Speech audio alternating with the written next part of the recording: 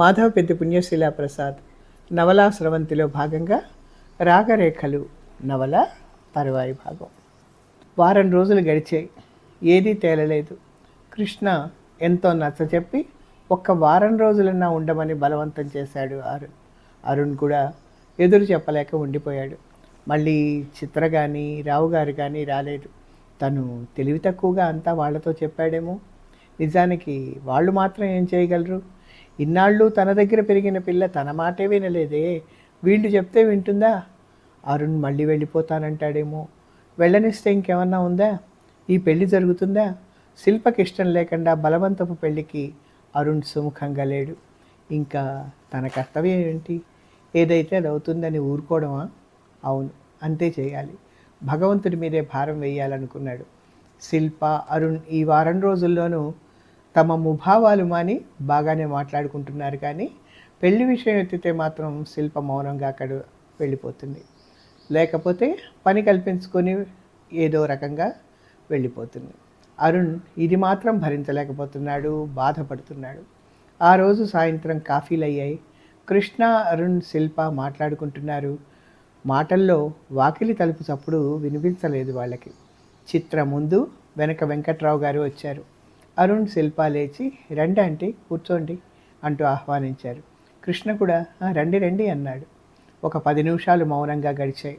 ఎవరి ఆలోచనల్లో వారున్నారు. చిత్ర లేచి శిల్ప దగ్గరికి నడిచింది. తల వంచుకొని కూర్చుంది శిల్ప. గడ్డం పట్టి మొహాన్ని పైకెత్తింది.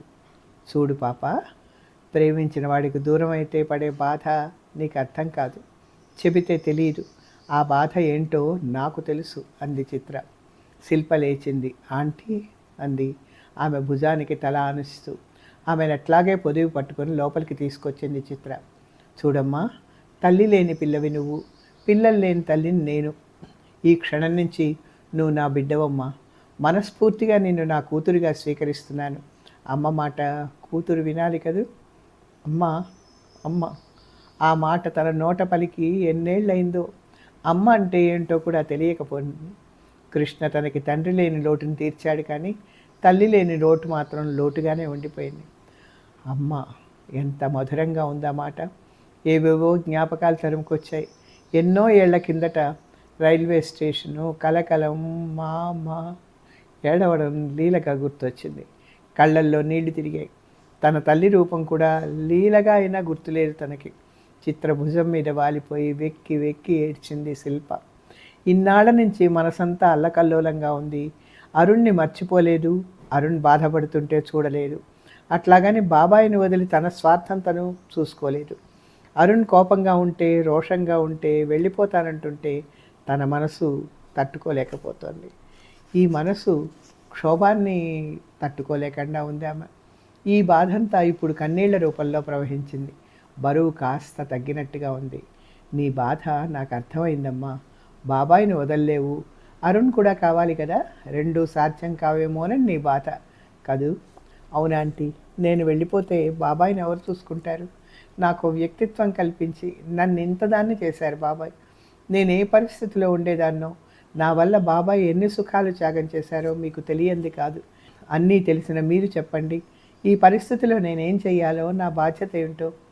చిత్ర శిల్పని కన్నార్పకుండా చూస్తుండిపోయింది కాసేపు. కన్న కూతురికైనా ఇంత అభిమానం ఉంటుందా? ఎంత చేసినా ఏం చేసినా అది డ్యూటీగానే ఉంటుంది.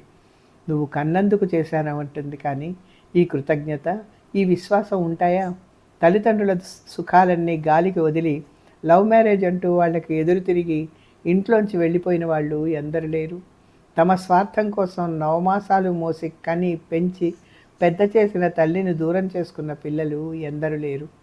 పుట్టిన దగ్గర నుంచి వాళ్ళ సుఖాల కోసం పాటలు పడి పడి రోగాలు నొప్పులు వస్తే కళ్ళల్లో ఒత్తులేసుకొని కాపాడి, ఆటకెళ్ళిన పిల్లలు ఒక్క క్షణం ఆలస్యమైనా ఇంటికొస్తే ఎంతో గాభరా పడిపోయి ఆకలనకుండానే అన్నం పెట్టి ఇష్టాలేవో కనుక్కొని తీరుస్తుంది.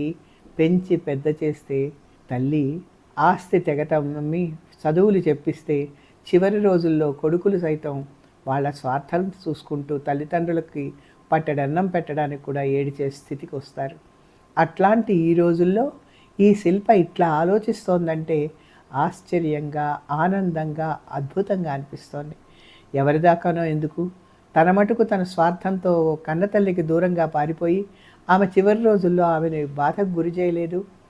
ఏంటి అంటే మీరేం చేస్తారు? శిల్ప మాటలతో ఆలోచనలకు స్వస్తి చెప్పింది చిత్ర. ఏం లేదమ్మా, మీ బాబాయిని చూసుకునే వాళ్ళు ఎవరూ లేరనే కదా నువ్వు పెళ్ళి వద్దంటున్నావు, ఇంత బాధపడుతున్నావు. అందుకనే నేను ఉపాయం ఆలోచించాను. ముందు ఇది చెప్పు, మీ బాబాయిని చూసుకునే వాళ్ళు ఉంటే ఇంకా నీకు పెళ్లి చేసుకోవడానికి ఏం అభ్యంతరం లేదు కదా, అవునా? అంటే శిల్ప కళ్ళు రెపరెపలాడాయి. చెప్పు మరి, అవునా కాదా?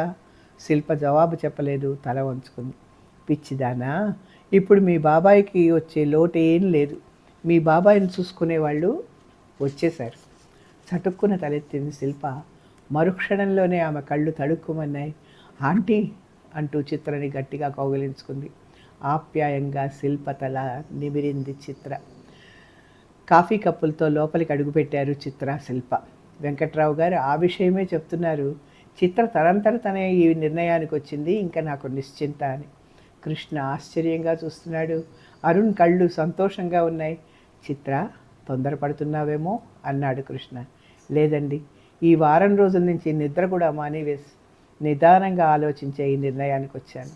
నేనే ఏ విధంగానైనా మీకు మనశ్శాంతి చేకూర్చగలిగితే చాలనిపించింది నాకు. శిల్ప పెళ్లి విషయంలో మీరు పడే బాధ నాకు అర్థమైంది. ఏదో విధంగా శిల్పకి పెళ్ళైతే మీకు మనశ్శాంతి వస్తుంది, అది నాకు తెలుసు అంది చిత్ర. ఈ శుభవార్త ఎంత తొందరగా మీ చెవిన వేద్దామా అని నా ఆతృత, వెంకట్రావు గారు అన్నారు. కృష్ణ శిల్ప మొహంలోకి చూశాడు. ఇన్నాళ్ళు గూడు కట్టుకున్న విషాద గాంభీర్యాలు లేవు ఆమె మొహంలో. తేటగా, నిర్మలంగా, ప్రఫుల్ల పద్మంలాగా ఉంది శిల్ప మొహం. చిరునవ్వుతో మెరుస్తోంది. నిశ్చింతగా నిట్టూర్చాడు కృష్ణ. శిల్ప వైపు తను చూశాడు అరుణ్. ఒక క్షణం ఆమె కళ్ళు అతడి కళ్ళతో కలిశాయి. అందులో క్షమాపణ అడుగుతున్న భావం ద్యోతకమైంది అరుణ్కి. అంతే, అతడిలో తిరిగి ఉత్సాహం నెలకొంది. ఇంకా ఆలస్యం ఎందుకు? ఆలస్యం అమృతం విషయం అన్నారు. పురోహితుడిని సంప్రదించి ముహూర్తం పెట్టుకుందాం, ఏమంటావు కృష్ణ అన్నాడు వెంకట్రావు గారు. నాదో చిన్న కోరిక, అరుణ్ అన్నాడు. అందరూ అతడి కేసు చూశారు. ముహూర్తాలు వద్దు, పురోహితుడు వద్దు, అవి మనకు అచ్చి రాలేదు. అందుకని ఒక మంచి రోజు చూసుకొని మనందరం రిజిస్ట్రార్ ఆఫీస్కి వెళ్ళి అక్కడ క్లుప్తంగా పెళ్లి తంతు ముగించుకొని గుడికి వెళ్ళి తిరిగి వచ్చేద్దాం, ఏమంటారు? వెరీ గుడ్, బాగుంది అన్నాడు కృష్ణ. భేష్, మంచి ఐడియా అన్నాడు వెంకట్రావు గారు. చిత్ర మాట్లాడలేదు. అందరూ శిల్ప వైపు చూశారు. సిగ్గుగా, అందంగా, మనోహరంగా నవ్వుతూ అరుణ్ వైపు చూసి తలదించుకుంది శిల్పసుందరి. ఈ నవల ఇంతటితో సమాప్తం. తిరిగి మరొక కొత్త నవలతో మీ ముందుంటాను. సెలవు.